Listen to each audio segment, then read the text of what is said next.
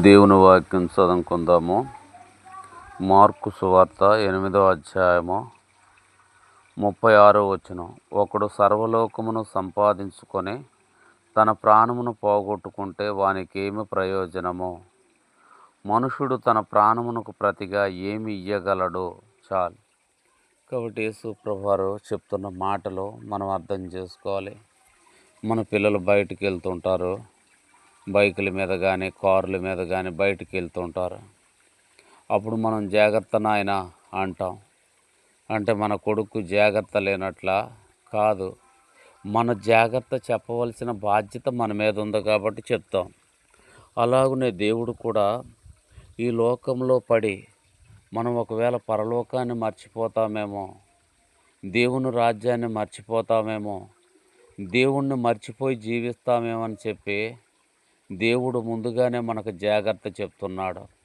ఒకడు సర్వలోకమును సంపాదించుకొని తన ప్రాణమును పోగొట్టుకుంటే ఆ వ్యక్తికి ఏమి ప్రయోజనమో, ప్రాణమునకు ప్రతిగా మనుషుడు ఏమి ఇవ్వగలడో. కాబట్టి ఈ లోకంలో 95 ఏళ్ళే జీవిస్తాం. ఈ లోకం విడిచిపెట్టిన తర్వాత యుగ యుగాలు తరతరాలు జీవించవలసి ఉన్నది. కాబట్టి ఈ లోకంలో మనము వ్యాపారాలు చేసుకుంటూనే, ఉద్యోగాలు చేసుకుంటూనే, పొలం పనులు చేసుకుంటూనే, చేతి పనులు చేసుకుంటూనే దేవునికి ఇష్టలుగా బ్రతకాలి, దేవునికి స్నేహితులుగా బ్రతకాలి, దేవుణ్ణి జ్ఞాపకం చేసుకుంటూ బ్రతకాలి, దేవుణ్ణి మర్చిపోకూడదు. అందుకనే దేవుడు మనతో ముందుగానే చెప్తున్నాడు అనమాట. కాబట్టి నీవు నేను ఈ లోకంలో దేవుణ్ణి మనం మర్చిపోకూడదు. ఎందుకు మర్చిపోకూడదంటే మనకు పరలోకం ఉంది. మనము దేవుని రాజ్యంలోకి వెళ్ళాలంటే ఈ భూలోకంలో దేవునికి ఇష్టలుగా, దేవునికి స్నేహితులుగా మనము జీవించాలి. కాబట్టి దేవుడు అంటున్నాడు, ఒకడు సర్వలోకము సంపాదించుకొని తన ప్రాణమును పోగొట్టుకుంటే ఏమి ప్రయోజనమో.